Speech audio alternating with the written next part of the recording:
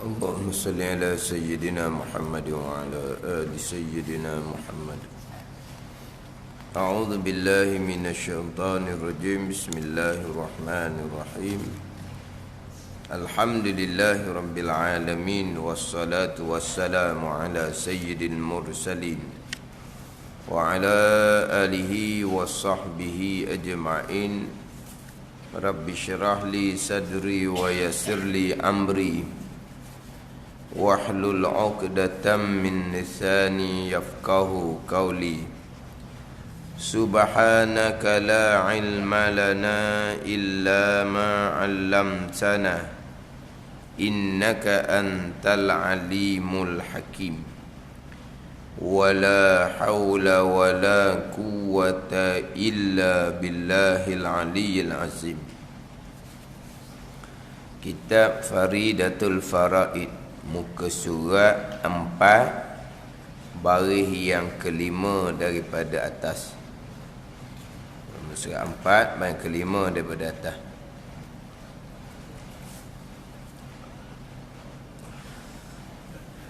Qala al-muallifu rahimahullahu ta'ala wa nafa'ana bi'ulumihi amin. Keenam, beriman dengan qadarnya. Beriman dengan qadarnya. Qadar daripada Allah Subhanahu wa ta'ala. Apa qadar ni? Baiknya baik qadar, dan jahatnya jahat qadar. Baik jahat daripada qadar Allah Subhanahu wa ta'ala. Artinya qadarnya qadar Allah, baiknya dan jahat ni, bahawasanya sekalian perkara, sama ada elok yakni baik seperti taat, atau keji yakni jahat seperti maksiat. Sekalian perkara hasil ia, berlaku ia sekalian perkara sama ada elok atau keji, berlaku sekalian perkara tadi dengan perbuatan Allah Subhanahu wa ta'ala yang bersifat dengan kudrah. Perbuatan Allah ni atas muwafaqah, atas bersetuju, berbetulan, selaras kehendak Allah pada sedia kala, kehendak Allah yang bersifat dengan iradah pada sedia kala. Bahawasanya sekalian perkara sama ada elok seperti taat atau keji seperti maksiat, sekalian perkara tu hasil ia, berlaku ia dengan perbuatan Allah. Allah perbuat atas muwafaqah, atas bersetuju selaras seiring kehendak Allah pada sedia kala. Kehendak Allah pada sedia kala. Itu makna beriman, itu makna qadarnya qadar Allah, baiknya dan jahatnya, dengan makna sekalian perkara yang berlaku, sekalian perkara yang berlaku adalah daripada perbuatan Allah Subhanahu wa ta'ala. Kemudian yang Tuhan perbuat ni selaras dengan kehendak Tuhan, ketetapan Tuhan pada sedia kala. Ini makna qadar. Yang mana makna qadar di sini jadi keluar dua cabang makna, dua pegangan. Yang pertama, semua yang berlaku perbuatan Allah. Yang kedua, perbuatan Allah tadi ni muwafaqat dengan kehendak Allah pada sedia kala. Satu perkataan sahaja qadar, tetapi keluar dua makna, iaitu perbuatan Allah dan kehendak Allah pada sedia kala. Hak rukun imannya, wa tu'mina bil qadari khairihi wa syarrihi. Nabi kata, dan engkau beriman dengan qadarnya qadar Allah. Baiknya baik qadar dan jahatnya jahat qadar. Makna dalam rukun iman yang keenam, beriman dengan qadar. Apa makna qadar? Sekalian yang berlaku ni kesemuanya datang dari perbuatan Allah. Kemudian Tuhan perbuat ni selaras dengan kehendak Tuhan pada sedia kala. Jadi qadar ni perbuatan Allah serta kehendak Allah pada sedia kala. Dua situ tu. Tapi didatangkan satu saja qadar. Jadi erti ni cerita bab qadar. Adapun makna beriman ataupun percaya hati, beriman, percaya hati dengan makna mengaku putus di hati, berpegang kejap di hati. Ini beriman. Itu makna beriman. Sebagaimana beriman dengan Allah, beriman dengan malaikat, beriman dengan kitab, beriman dengan Rasul, dengan makna kita mengaku putus di hati, kita berpegang kejap di hati akan Allah, akan malaikat, akan kitab, akan Rasul, akan hari kemudian. Itu makna beriman. Dengan makna mengaku putus di hati. Bukan ingatan di hati.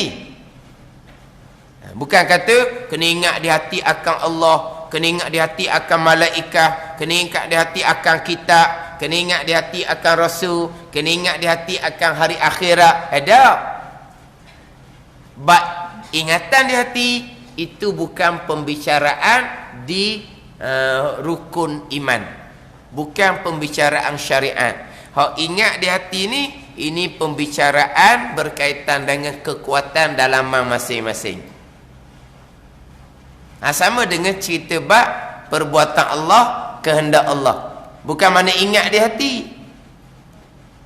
Kita ni, yang jadi kita ni kadang-kadang langgar perintah Tuhan sebab apa?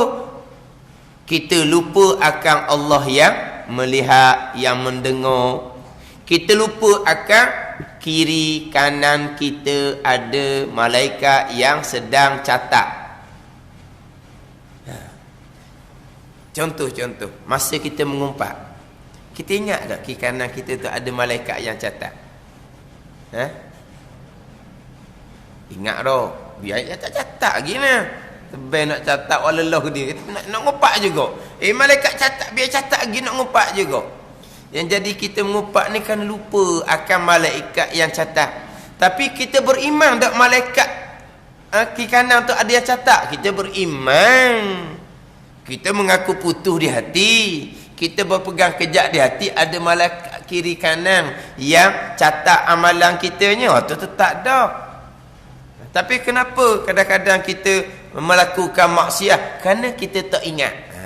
Dia bab beriman, bab mengaku putus di hati, bab berpegang kejap di akidah, dengan bab ingatan, bab lain-lain, pembicaraan lain-lain. Ini saya sebut berulang-ulang. Kita ni kira yang ketiga dah minggu ni, hak berkaitan dengan rukun iman yang keenam. Saya masih lagi sebut hak berkaitan dengan ingatan. Itu bukan pembicaraan pegangan. Ingatan itu pembicaraan kekuatan dalaman masing-masing. Dalam kitab tauhid tidak ada didatangkan istilah syuhud ataupun zauq, tidak ada. Itu pembicaraan kita hakikat. Pembicaraan berkaitan dengan maqam-maqam, kedudukan-kedudukan orang yang hati suci, yang tidak ada di hati mereka, melainkan hanya ada Allah Subhanahu wa taala. Itu cerita bab maqam aulia. Macam sebut minggu lepas lah, kalau ada jumpa namanya kitab tauhid, dalam tu cerita bab ingatan, tinggal. Itu bukan kitab tauhid yang muktabar, itu bukan. Itu bukan kitab tauhid yang muktabar. Kita cerita bab kitab tauhid, cerita bab beriman tidak beriman, beriktikad tidak beriktikad. Itu saja. Bukan ingat dan mereka yang tidak ingat, tidak ada kaitan. Apa makna kita beriman, kita percaya, kita beriktikad dengan makna kita mengaku putus di hati akan Allah, akan malaikat, akan kitab, akan Rasul, akan hari akhirat, akan ketentuan dan perbuatan Allah Subhanahu wa taala. Setakat tu sahaja. Bab ingatan tidak berkait dengan cerita bab pegangan. Ini makna beriman. Dengan makna mengaku putus di hati. Beriman dengan qadarnya. Tapi qadar ni panjang. Yang pertama, sekalian perkara yang berlaku adalah perbuatan Allah. Kemudian yang Tuhan perbuat ni pula selaras dengan kehendak ketentuan Tuhan pada sedia kala. Jadi di pembicaraan rukun iman yang keenam ni, beriman dengan qadar keluar dua pegangan. Yang pertama, beriman sekian perkara perbuatan Allah. Yang kedua, beriman Allah perbuat muafakat selaras dengan kehendak Allah yang bersifat dengan iradah pada sedia kala. Jadi dua pegangan didatangkan dengan qadarnya. Kemudian selain daripada perkataan qadar, satu laginya qada. Di mana qada di sini? Di mana beriman dengan qada? Dalam kitab kita ni. Sebagai dalam hadis Nabi, wa tu'mina bil qadari khairihi wa syarrihi. Dan engkau beriman dengan qadarnya qadar Allah. Baiknya baik qadar dan jahatnya jahat qadar. Mana qada? Cerita di sini qadar. Qadanya mana? Kemudian cerita di sini cerita qadar. Tapi artinya tu keluar dua. Sekian perkara yang berlaku Allah buat. Satu laginya, hak Allah buat tu selaras dengan apa yang Allah Ta'ala kehendak tetap dah pada sedia kala. Itu dua tu. Didatangkan qadar sahaja. Kita ada dua. Satunya qadar, satunya qada. Ni kita ambil satu-satu. Satu qadar, satunya qada. Kemudian pegangan di rukun iman yang keenam keluar dua. Yang pertama, beriman dengan sekalian yang berlaku adalah perbuatan Allah. Yang kedua, beriman bahawa Allah yang bersifat dengan iradah selaras dengan ilmu telah menentukan, telah menetapkan segala-gala perkara pada azali sedia kala qadim. Dua. Kemudian ada dua perkataan qadar dan qada, tetapi di sini hanya didatangkan satu sahaja. Beriman dengan qadarnya qadar Allah, baiknya baik qadar Allah dan jahatnya jahat qadar Allah. Tidak didatangkan qada. Dia qadar satu, qada satu. Rumi dia je kalau qadar QADAR. Kalau qada QADAK pun ada. QADA lepas tu dia cotek atas pun ada. Ni kalau tulisan Rumi. Qadar QADAR, qadar. Qada QADAK ada kok tengok dalam buku. Jadi qadak jadi. Qadak ni hok pukul gambar tu. Dah, jelas. Kodok-kodok tu, kodok-kodok. Tapi le ni tak ada kodok dah le ni dah.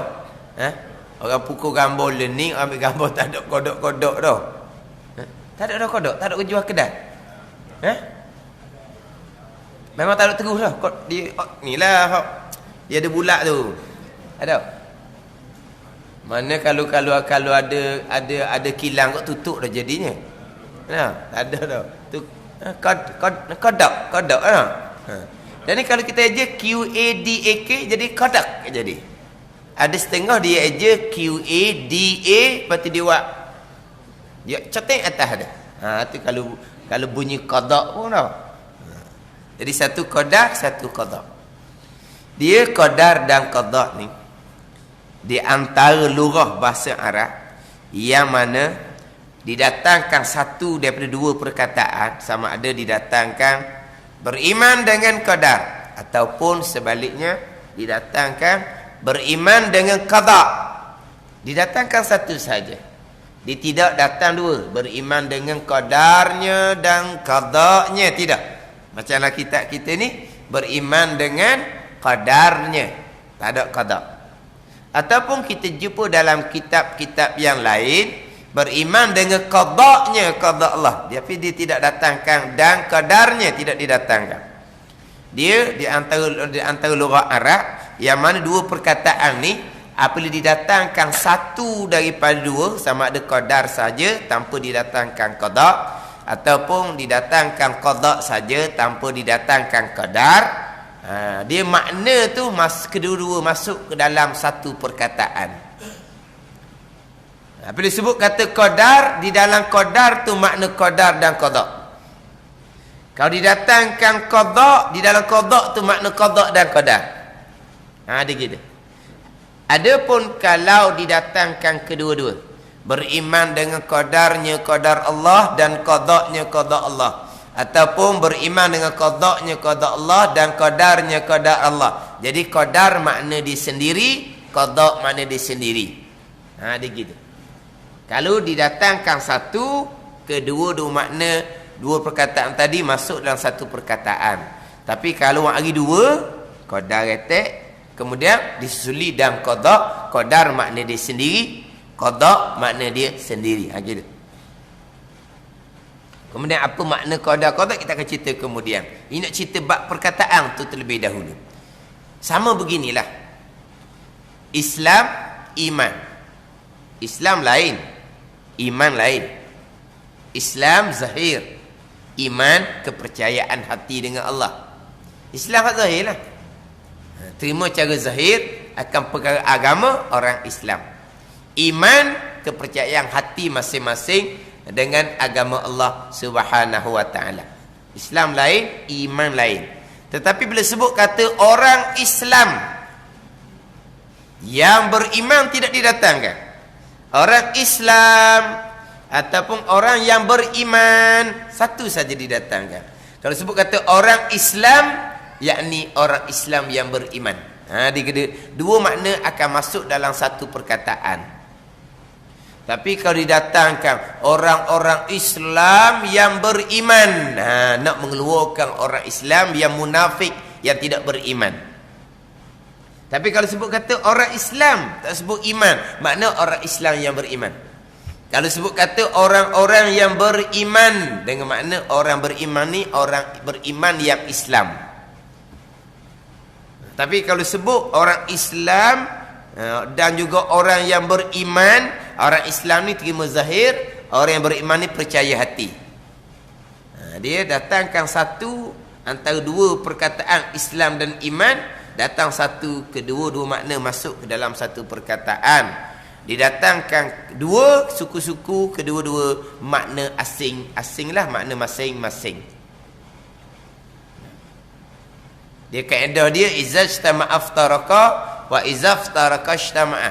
Izajtama'a aftaraka, apabila berhimpun kedua-duanya, didatangkan kedua-dua, qadar dan qada, Islam dan iman, datangkan kedua-dua. Iftaraka makna asing-asing, qadar makna qadar, qada makna qada, Islam makna Islam, iman makna iman. Wa izaftaraka ijtama'a, apabila diasingkan dengan bahawa datang qadar saja, ataupun datang qada saja, ataupun datang Islam saja, ataupun datang iman saja, ijtama'a berhimpun dua-dua makna kalimah tadi dalam satu kalimah, dalam satu perkataan. Qadar masuk dalam qadar ni makna qadar dan qada. Islam masuk dalam Islam ni makna Islam dan makna iman. Dia gitu. Jadi sini qadar, masuk dalam qadar ni makna qadar dan makna qada. Dia gitu. Di antara laginya taufik dan hidayah. Taufik satu, hidayah satu. Taufik makna lain, hidayah makna lain. Dia hidayah ni perkara yang sebenar kita nampak sebenar, perkara yang palsu yang tak sebenar kita nampak palsu, nampak tidak sebenar. Taufik kekuatan yang Tuhan letak di kita, yang mana kita boleh turut benda sebenar dan kita boleh tinggal benda yang tak sebenar. Itu taufik. Kekuatan kita turut benda sebenar, kekuatan kita tinggal benda yang tidak sebenar. Itu taufik. Jadi taufik mana lain, hidayah mana lain. Tetapi kalaulah kita datangkan taufik sahaja ataupun kita datangkan hidayah sahaja, Allahumma hdini, ya Allah, hidayah olehmu akan daku. Wahdini wa'afini, hidayah olehmu akan daku. Kita minta hidayah saja, taufik tak minta. Bila kita minta Allahumma hdini, kita minta hidayah dengan makna dalam makna hidayah tu, makna hidayah retek, makna taufik retek dalam tu. Kalau kita minta, ya Allah, beri taufik oleh kamu akan daku, dalam makna pertaufik tu masuk makna taufik dan masuk makna hidayah. Tapi kalau kita datangkan kedua-dua, beri taufik olehmu dan beri hidayah olehmu, taufik mana taufik, hidayah mana hidayah di sendiri. Betul dah, kita kadang-kadang didatangkan dan taufik daripada Allah ataupun taufik dan hidayah daripada Allah. Kadang-kadang didatangkan satu perkataan, kadang-kadang didatangkan dua perkataan. Sama macam sebut fakir dan miskin. Fakir lain makna, miskin lain makna. Fakir ni panggil apa? Papa kedana, atau panggil basak tere. Dah, basak tere. Gitu dah. Tu kan Terengganu dah, tu Kelantan dah. Terengganu cakap gitu kau. Basak tere. Tak ada Terengganu? Tak ada. Basak tere ni makna kau memang papa kedana lah. Miskin sangat-sangat. Itu bukan miskin sangat, itu fakir. Orang fakir ni keperluannya adalah RM10. RM5 pun tak boleh. Tu fakir. Maknanya dia tak dapat separuh daripada keperluan. Bukan dia tak dapat keperluan. Dapat keperluan tu tak panggil miskin, tak panggil fakir miskin lah. Keperluan dia RM10. Hasilan dia RM10. Tu orang bukan orang fakir miskin tu. Orang fakir ni dia tak dapat separuh daripada keperluan. Mana keperluan dia RM10, RM5 pun tak boleh. Tu fakir. Miskin dia tidak cukup keperluan, tetapi dia dapat lebih daripada separuh keperluan. Dia tak cukup keperluan sebab keperluan dia RM10. Dia kerja-kerja boleh RM8, bolehlah RM7. Maknanya tak cukup lah tu. Tak cukup keperluan. Tapi taklah sampai separuh pun tak boleh. Itu dia panggil miskin. Jadi kalau kita kata kok keperluan RM10, fakir ni boleh RM4, miskin ni boleh RM8, kita kata. Tapi miskin lagi lah sebab keperluan dia RM10. Mana kalau kita kata RM10 tu pun nak panggil apa? Air kat hidung tak kalau RM10 cukup. Makna kalau ada apa-apa lemah lalu. Dah, air duk pakai hidung. Ada pun hak miskin ni lemah dah kira. Tapi kalau pakai tu pakai duk patak lah. Ada nak naik dah apa dia. Tetapi apabila sebut kata golongan yang miskin, mana fakir tak mari, miskin saja. Jadi hak RM8 pun panggil miskin, hak RM4 pun panggil miskin. Kalau dia kata golongan yang fakir, miskin tak sebut. Mana fakir ni, hak RM8 pun fakir, hak RM4 pun fakir. Tapi kalau dia kata golongan fakir dan miskin, hak fakir RM4, hak miskin hak RM8. Gitu lah. Faham tak ni? Ni buat contoh-contoh ni. Kita nak ceritanya bab qadar dan qada. Jadi dalam kitab kita ni beriman dengan qadarnya. Pendek je. Qadar. Di pengertian panjang pula jadinya. Di pengertian jadi panjang. Beriman dengan perbuatan Allah, muafakat kehendak Allah pada sedia kala.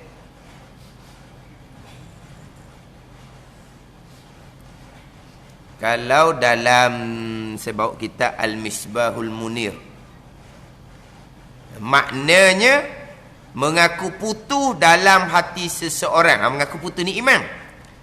Dengan tentu sungguh akan segala perkara yang berlaku. Mana segala perkara yang berlaku ni? Daripada baik dan jahatnya. Semuanya. Dia takkid dia.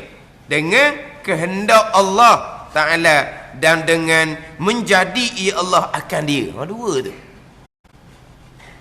Berdua hak rukun iman keenam. Yang pertama, semuanya tu dengan kehendak Allah yang bersifat dengan iradah, dan dengan menjadi ya Allah akan dia akan segala perkara. Ni kudrah. Dua. Walau di rukun imannya ada didatangkan satu saja qadar. Mana kalau datangkan qadar masuk makna qadar dan masuk makna qada. Kalau didatangkan qada sahaja masuk makna qada dan qadar. Kemudian tadi saya sebut dua. Yang pertama, kesemua sekian perkara yang berlaku adalah perbuatan Allah. Yang kedua, perbuatan Allah Ta'ala tadi ni muafakat kehendak Allah, ketetapan Allah pada sedia kala. Perbuatan Allah dan ketentuan Allah. Dua lah. Perbuatan Allah yang bersifat dengan kudrah, dan perbuatan Allah yang bersifat dengan kehendak Allah yang bersifat, perbuatan Allah yang bersifat dengan kudrah, dan kehendak Allah yang bersifat dengan iradah. Kita biasanya di rukun iman yang keenam ni, walaupun di makna dia dimulakan dengan perbuatan Allah atas muafakat kehendak Allah, tapi kalau kita bicara sungguh, kita akan bicara kehendak Allah dulu, barulah kita bicara perbuatan Allah. Dia gitu. Kita akan bicara kehendak Allah dulu, ketentuan Allah yang bersifat dengan iradah dahulu, kemudian barulah kita bicarakan perbuatan Allah. Sebab kita antara pelang dan pelaksanaan, kita akan cerita pelang dahulu, kemudian kita cerita pelaksanaan, kan gitu. Jadi pelang di sini kehendak Allah pada sedia kala. Pelaksanaan sekarang perbuatan Allah ni. Perbuatan Allah ni pelaksanaanlah sekarang ni. Jadi biasanya akan kita bicarakan hak qadim dulu, hak azali. Mana? Kehendak Allah yang hanya Allah mengetahui. Kemudian barulah kita pergi kepada sekarang, pelaksanaan. Ini semua pelaksanaan yang adalah perbuatan Allah yang bersifat dengan kudrah. Kita akan mulakan dengan ketentuan azali, kemudian kita akan cerita perbuatan Allah Subhanahu wa ta'ala. Dua pegangan ni. Hak dalam kitab kita ni dimulakan dengan perbuatan Allah. Sebab yang nyata depan mata kita sekarang adalah perbuatan Allah. Hak ketentuan azali ni Allah yang mengetahui. Yang nyata depan mata kita, yang ibraz depan mata kita adalah perbuatan Allah ni. Sekalian perkara, macam sebut mengelepah lah, contohnya tak payah dah. Sekalian perkara perbuatan Allah. Nak tanya lagi ini tak payah dah. Sekalian perkara perbuatan Allah. Ni hak berlaku ni. Sekalian perkara perbuatan Allah. Hak zahir depan kita ni. Nak cerita tak boleh lah, sebab sekalian perkara. Hidup kita sekarang Allah yang buat hidup. Nampak kita sekarang Allah yang buat nampak. Bukan udara yang buat kita hidup. Bukan biji mata ataupun cermin mata yang buat kita nampak. Sekarang kita dengar. Dengar ni bukan gegendang telinga yang buat. Allah yang buat kita dengar. Sekarang kita duduk, tidak terbalik. Duduk sekarang ni Allah yang buat, tidak terbalik. Tu hak zahirnya. Lepas tu bergerak, kaki tangan, semuanya perbuatan Allah Subhanahu wa ta'ala. Lepas tu berfungsi hak organ-organ di dalam ni, kesemuanya perbuatan Allah Subhanahu wa ta'ala. Ini pegangan. Ingatan hati tak timbul Allah lah sebab kita orang awam. Ini cerita pegangan. Organ-organ berfungsi. Jantung ke, paru-paru ke, buah pinggang ke, itu semua Allah yang buat. Mengalirnya darah Allah yang alirkan. Semua perbuatan Allah. Jadi hak nyata depan mata kita ni perbuatan Allah. Sebab tu dimulakan dengan perbuatan Allah. Kemudian hak Tuhan buat setiap saat ni, hak Tuhan ni pekerjaan Tuhan belaka ni. Wa kullu yaumin huwa fi syan. Allah Taala semai masa ada pekerjaan. Ini pekerjaan Allah sekarang. Allah perbuat ni, Allah perbuat tanpa ada pelan, tanpa ada penentuan, tanpa ada penetapan. Allah buat sebagaimana yang Allah Ta'ala telah tetapkan pada azal, yang Allah Ta'ala tentukan pada azal. Barulah kita naik kepada hak ketentuan. Ni hak kita bicara dalam kitab ni. Sebab zahirnya perbuatan Allah. Samalah kalau macam kita nak cerita kepada anak-anak kita pun samalah. Kita takkan nak cerita tentang azali, kita cerita dulu. Hak berlaku sekarang ni, semua yang berlaku sekarang ni, mana panas, sejuk, apa yang berlaku sekarang ni, semuanya Allah yang buat. Kita makhluk ni tak boleh bekas sama sekali. Semuanya Allah yang buat. Ajar tu dulu perbuatan Allah. Ajar perbuatan Allah. Yang mana saya sebut dah minggu lepasnya, pembicaraan kita mula-mula kita tekannya keesaan pada perbuatan. Semuanya Tuhan buat belaka. Keesaan pada perbuatan. Semuanya Tuhan buat belaka. Tuhan buat belaka ni, Tuhan buat tanpa ada pelan. Tuhan buat sebagaimana hak Tuhan kehendak pada azal. Hak Tuhan letak pada azal. Jadi ketentuan Allah, kehendak Allah pada azal adalah gaib. Malaikat pun tak tahu, Nabi pun tak tahu, yang mengetahui hanya Allah. Gaib. Tetapi saat berlaku sekarang, nyatalah bagi kita ketentuan Allah yang gaib tu. Banyak nyata dah lah. Sekarang ni kita sebelum tak tahu lagi. Pagi ni Tuhan buat kita duduk mana? Ni hak azali ni, hak ketentuan azali ni. Kemarin. Tak sampai lagi pagi ni, kemarin. Kita dah tahu ketentuan azali tu. Tuhan letak kita pukul 9 kita duduk mana. Sampai hari ni Tuhan buat kita pukul 9 ni ada sini. Nyata bagi kitanya ketentuan azali Allah telah menentu, telah meletak pukul 9 kita akan ada surah sejik ni. Jadi maknanya sampai saat Tuhan buat, nyata pada kita hak ketentuan azali. Tapi sebelum tu ketentuan azali yang diiradah ilmu Allah, hanya Allah yang mengetahui. Mana cerita bab perbuatan Allah dulu, sebab tu hak nyata. Hak ni lah kaedah sifat 20. Kaedah sifat 20 macam sebut minggu lepas, dimulakan dengan wahdaniyah, qudrah, iradah, ilmu. Dimulakan dengan wahdaniyah, keesaan. Yang mana wahdaniyah adalah asas kepada sifat kesempurnaan bagi Allah. Asasnya adalah wahdaniyah. Nama ilmu yang kita duk ngaji nama ilmu tauhid. Mari daripada wahdaniyah. Ini kedudukan sifat wahdaniyah. Asasnya adalah keesaan. Yang mana dalam syahadahnya pun menekankan keesaan. Tengok orang kafir nak masuk Islam, dia tak ucap perkara lain. Dia ucapnya asyhadu alla ilaha illallah. Penyaksian bahawa tiada Tuhan melainkan Allah, dengan makna Allah jua Tuhan, Allah sajalah Tuhan. Ni keesaan. Permulaannya keesaan. Mengesakan Allah Subhanahu wa taala. Keesaan dalam kaedah sifat 20 dia pecah 3. Keesaan pada zat, keesaan pada sifat, dan keesaan pada perbuatan. Ni hak kita nak tekannya keesaan pada perbuatan. Keesaan pada zat, kita orang Islam pastilah kita berpegang Allah Tuhan yang satu, tak ada 2, 3 Tuhan. Keesaan pada zat. Keesaan pada perbuatan. Apa makna keesaan pada perbuatan? Ni kita agama tauhid ni. Tanpa ada tauhid, amal ibadah tidak akan diterima oleh Allah Subhanahu wa taala. Tanpa kita mengesakan Allah. Apa makna keesaan pada perbuatan?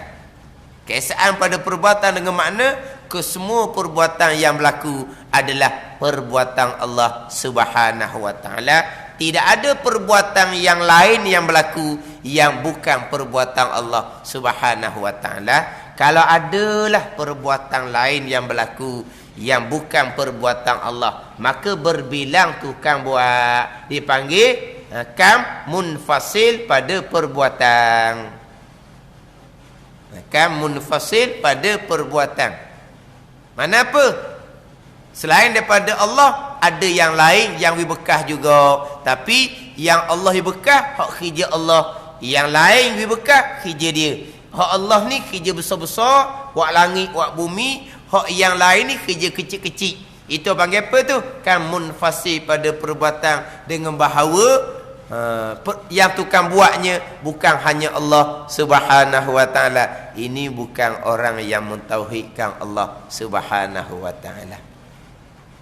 Jadi kalau ada satu perbuatan lain yang terjadi, yang terhasil bukan Allah buat, maka perbuatan ni tidak berhajat kepada Allah Subhanahu wa taala, tidak iftikar kepada Allah Subhanahu wa taala, maka lucuklah sifat ketuhanan bagi Allah Subhanahu wa taala. Sebab Tuhan ni istighna, iftikar. Itu Tuhan. Tuhan ni istighna, terkaya, lepas daripada tiap-tiap yang lain, dan tiap-tiap yang lain iftikar, berkehendak kepada Allah Subhanahu wa taala. Tiba-tiba kalau ada perbuatan lain yang bukan Allah yang perbuat, maka perbuatan yang lain ni tak iftikarlah kepada Allah, maka Allah bukan Tuhan. Lucu sifat Tuhan tu.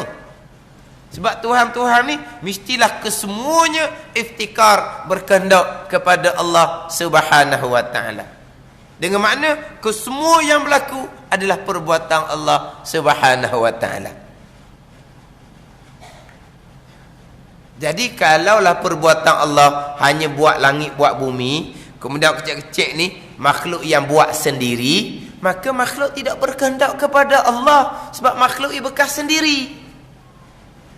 Ini orang yang tidak ma'rifatullah, orang yang tidak kenal Allah, yang bersifat dengan sifat ketuhanan.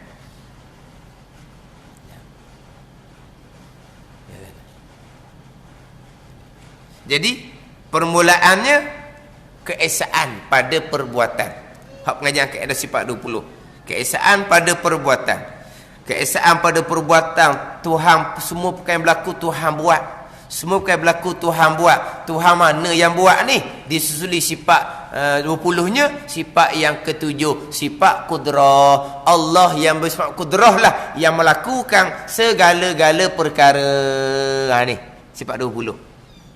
Kita pun hurabak sifat yang ketujuh, sifat kudrah. Kemudian Tuhan perbuat, ni nyata depan kita ni. Ni takluk sifat kudrah Allah lah, ni kerjaan sifat kudrah Allah yang nyata depan kita.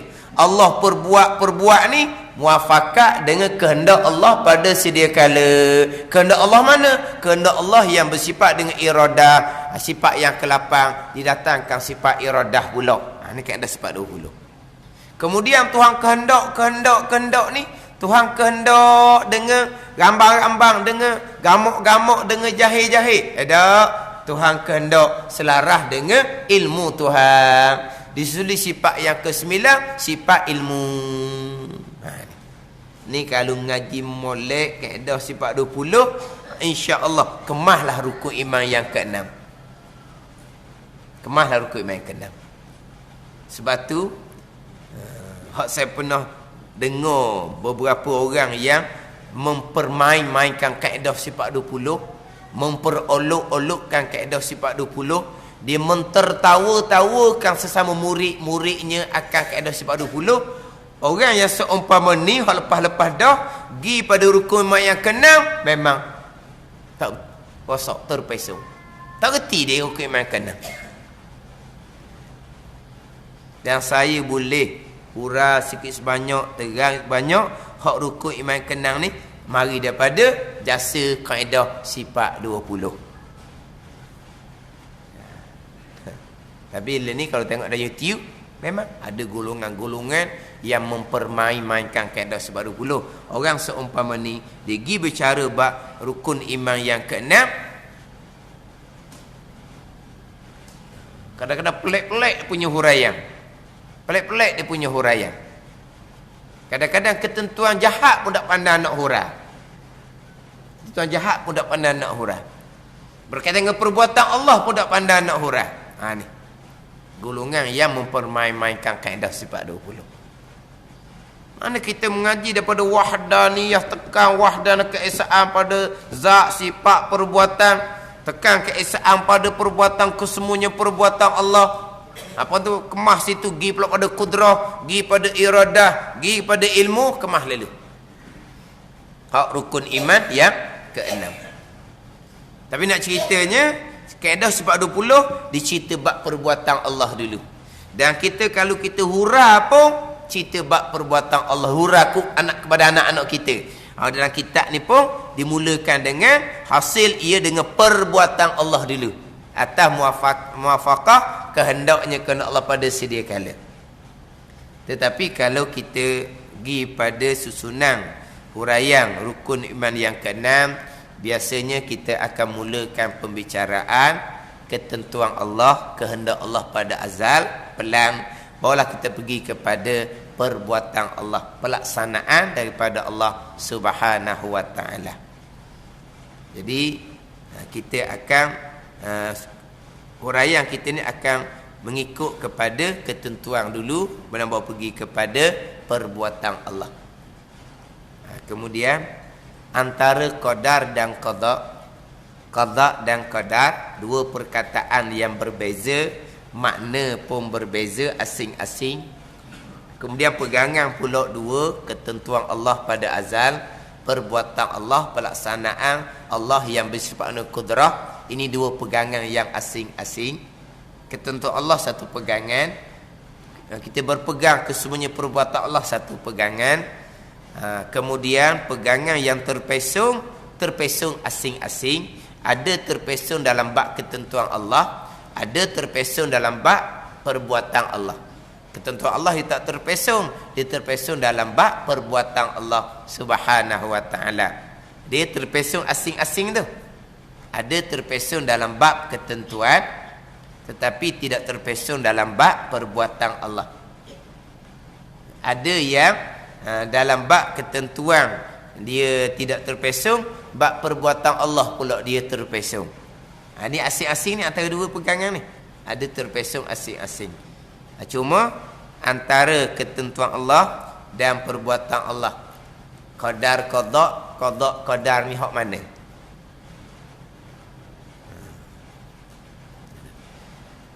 Dia kalau dalam kitab Al-Misbahul Munir, kitab Al-Misbahul Munirnya percaya dengan qada dan qadar, dengan makna qada itu penentuan yang telah menentu akan dia oleh Allah. Menentu ni dengan iradahnya, itu qada. Qadar itu takdir Allah. Maksudnya, maksud takdir sakat daripada Allah ni perbuatan yang telah perbuat akan perbuatan oleh Allah. Perbuat ni dengan kudrahnya, kudrah Allah Subhanahu wa taala. Ini dalam kitab Al-Misbahul Munir. Qada penentuan, penetapan yang telah menentu, yang telah menetap akan penentuan oleh Allah. Itu qada. Allah mana yang menentu ni? Menentu dengan iradahnya. Ketentuan iradah tu qada. Qadar dengan makna takdir Allah. Maksudnya perbuatan yang telah perbuat akan perbuatan oleh Allah. Allah perbuat ni dengan kudrahnya, Jadi qadar perbuatan kudrah Allah Subhanahu wa taala. Ini dalam kitab Al-Misbahul Munir yang saya baca di Masjid Khalifah tu, malam Selasa. Kemudian sama dengan hak saya baca di Masjid Abidi, Masjid Negeri tu, pun samalah. Dalam kitab Minhajul Abidin karangan Imam Ghazali rahimahullah, sama je. Qada ketentuan Allah yang bersifat dengan iradah. Qadar perbuatan Allah yang bersifat dengan kudrah. Jadi di rukun iman yang keenam kita akan sebut ketentuan dan perbuatan. Kita akan sebut ketentuan dulu kan. Jadi kita akan sebut beriman dengan qada dan qadar. Ni. Beriman dengan qada dan qadar. Ini dah kita Al-Misbahul Munir dalam kitab Minhajul Abidin. Ini jalanan Imam Asy'ari.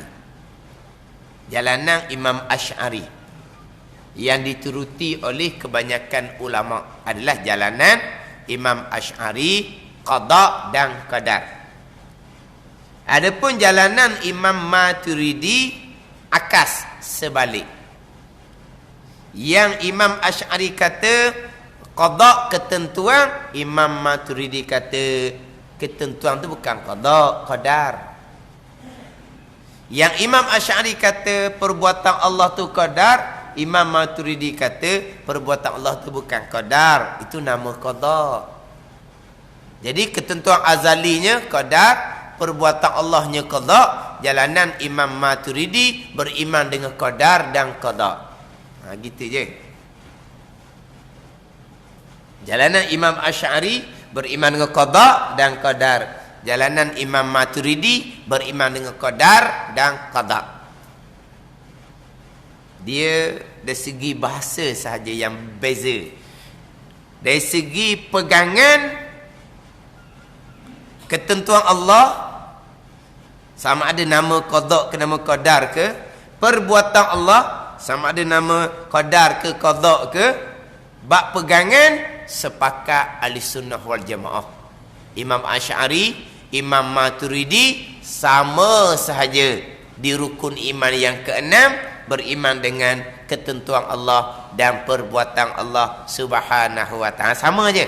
Tapi dari segi nama panggilan, dari segi lughah saja yang berbeza. Sama ada qada qadar jalanan Imam Asy'ari ataupun qadar dan qada jalanan Imam Maturidi. Kan? Biasa pakai mana? Tapi kadang-kadang setengah tu kalau tanya dia pening sini benarnya. Qadar qada ke qada qadar? Ya belaka, ya belaka mana? Ya belaka ni hak pening pun ya belaka, hak betul-betul faham pun ya belaka. Hak pening pun dia kata ya belaka juga. Apa ya belaka? Dah ada kata qada qadar, ada kata qadar qada. Ya belakalah. Dah hak manusia tu, ya belakalah tu. Tu dak bererti tu. Tapi kalau hak reti pun dia kata ya belaka juga. Hak reti pun ya belaka je, qada qadar qada qada. Ya belaka kat mana? Hak reti pula. Qada qada Imam Asy'ari, qada qada Imam Maturidi, ya belaka. Tu orang pandai. Ya belaka juga. Tapi kalau hak pening pun ya belaka juga. Sebab dalam buku-buku dia tak sama. Ada qada qadar, ada qadar qada. Bahkan ada satu sekolah rendah agama yang hak swasta. Darjah 1, darjah 2 di tajuk buku dia tu masa lagi qadar dan qada. Di tajuk buku dia masa lagi qadar dan qada. Naik darjah 4, darjah 5 tukar qada dan qadar pula dah.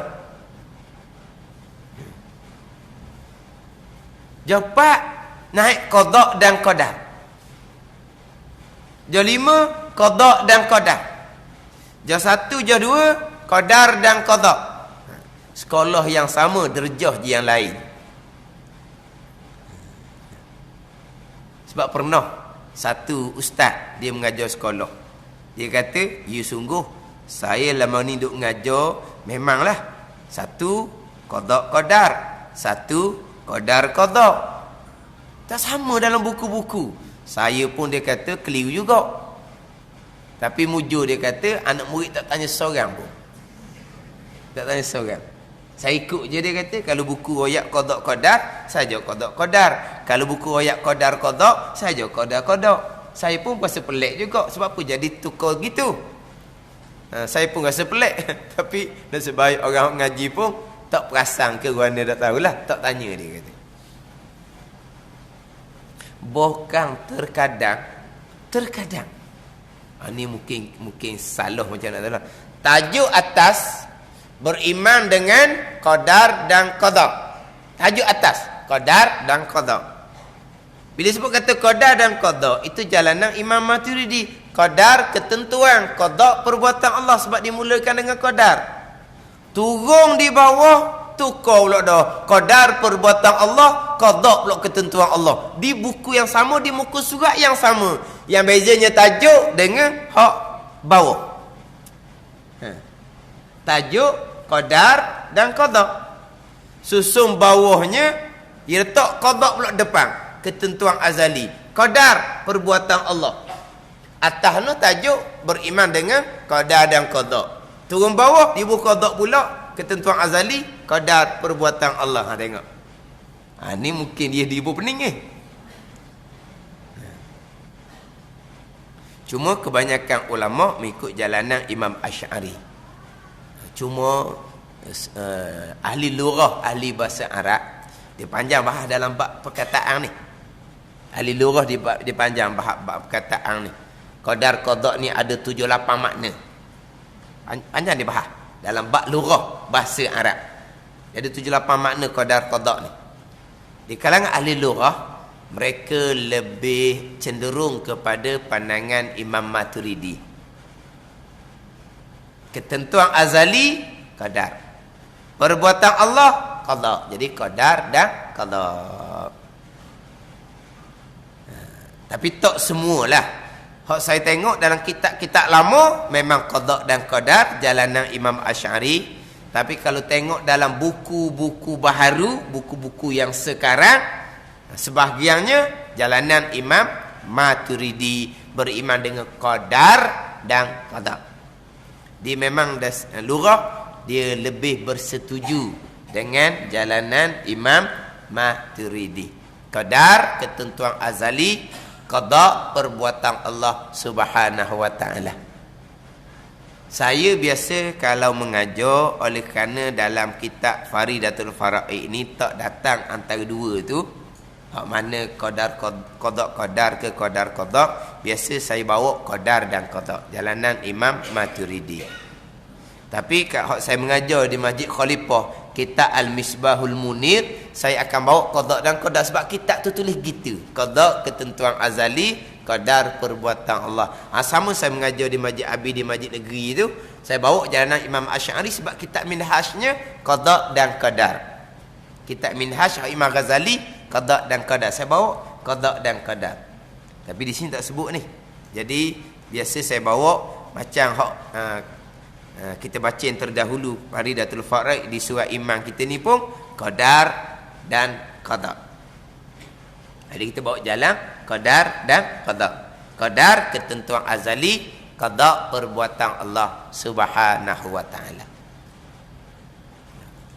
Dia mana orang panggil perasan. Bila sebut kata qadar qada, maka timbullah hak mubram muallaq. Hak catatan malaikat di Lauh Mahfuz, hati bukan hak azali, hak azali kita cerita lain. Timbullah hak mubram muallaq. Maka qadar mubram, qadar muallaq lah. Kalau pakai jalanan qadar dan qada.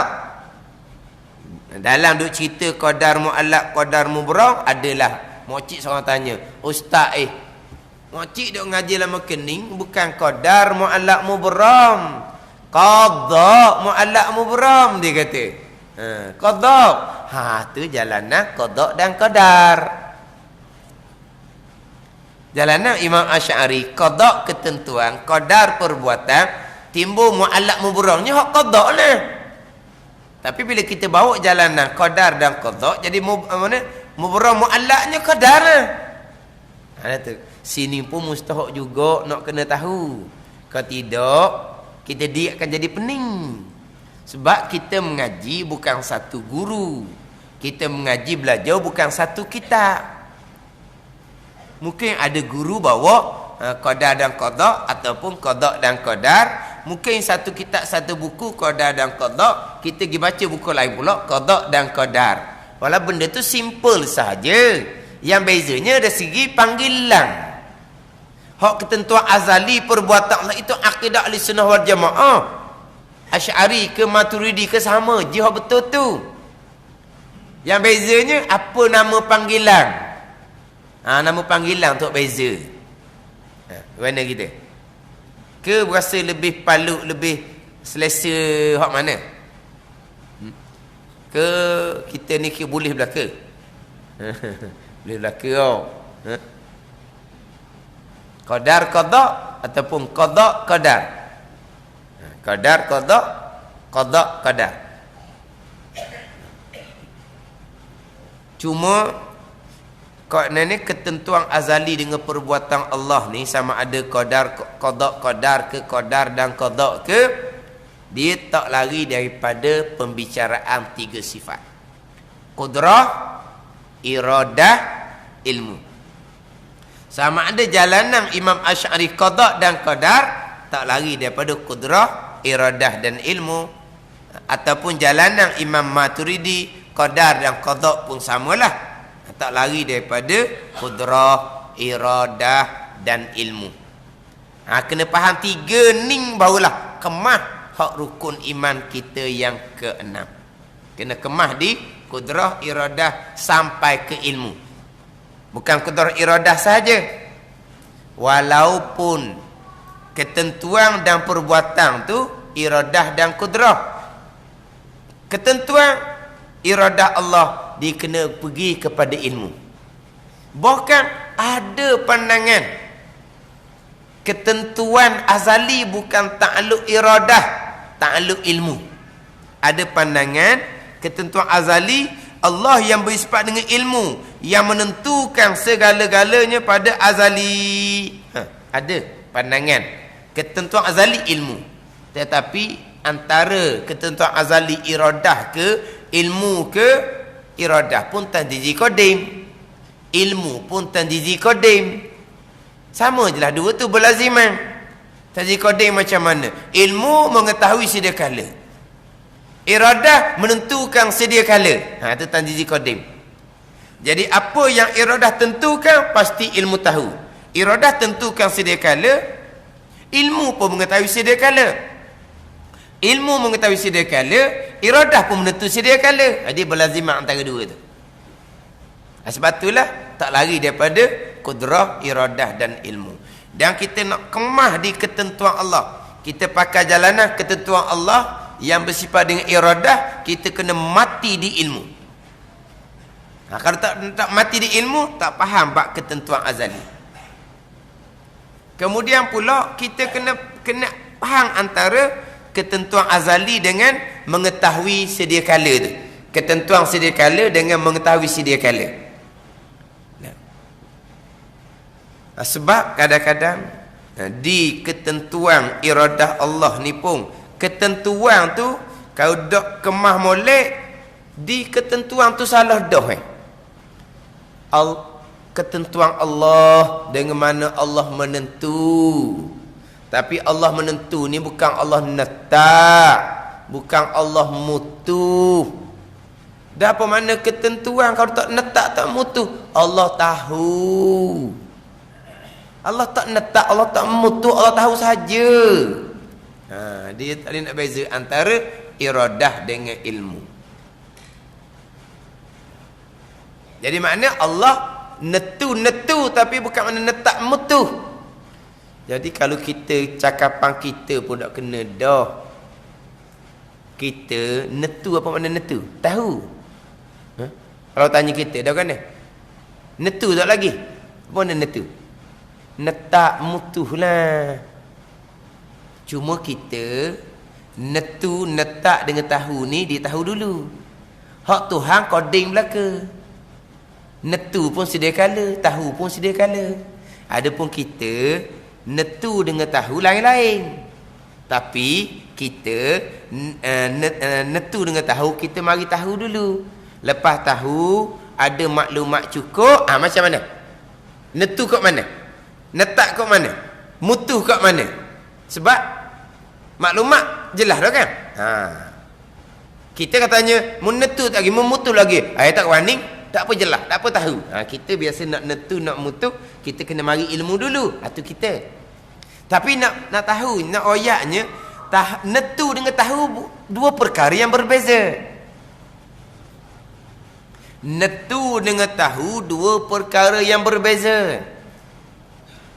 Apa yang kita tahu, kadang-kadang kita netu buat keputusan, kadang-kadang kita tak netu juga walaupun kita tahu. Jadi kita bicara adalah ketentuan Allah dengan makna ketetapan Allah, keputusan Allah. Tapi kita selaraskan dengan ilmu.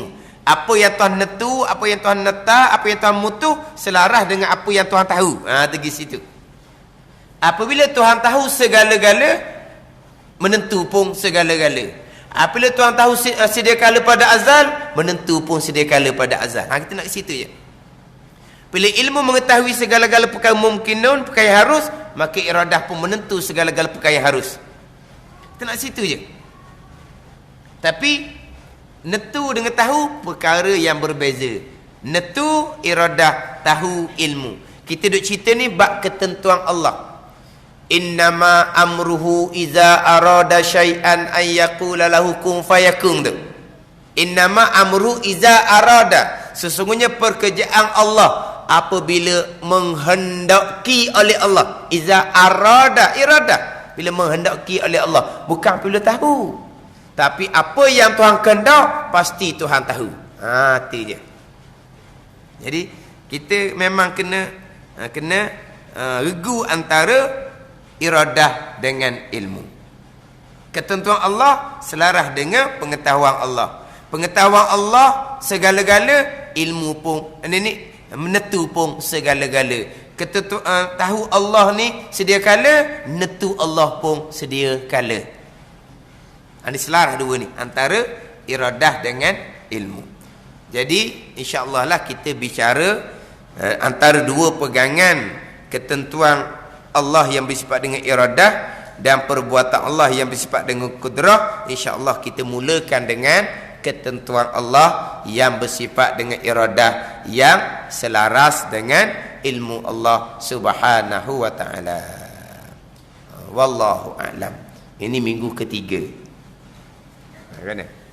Pusingan yang kedua, bukan pusingan yang pertama. Macam sebut kelas terdahululah, kita mengaji ni biasa berperingkat, kita boleh menghuraikan, boleh menjelaskan kepada, terutama sekali pada anak cucu kita lah, pada anak cucu kita. Nak harap mengaji sendiri tu kadang-kadang dia jumpalah mengaji, kadang-kadang dia tak jumpa pun. Mana kita jumpa-jumpa, kita tanya ni balik raya ni, balik raya ni, tanya kau kata warna tu tanya soalan ni. Yelah, Tok tanya. Tok nak tanya mu besar dah ni. Faham tak bab ketentuan Allah dan perbuatan Allah subhanahu wa ta'ala. Dia ada gitu. Kita ambil tahu ni bab pegangan. Kalau tak ada pegangan, anak cucu kita tidak akan jadi bekalan kepada kita. Kalau ada pegangan, insya-Allah anak cucu akan jadi bekalan kepada kita, bekalan yang berpanjangan, yang tak putus walaupun kita tak ada dah atas dunia ni. Wallahu a'lam.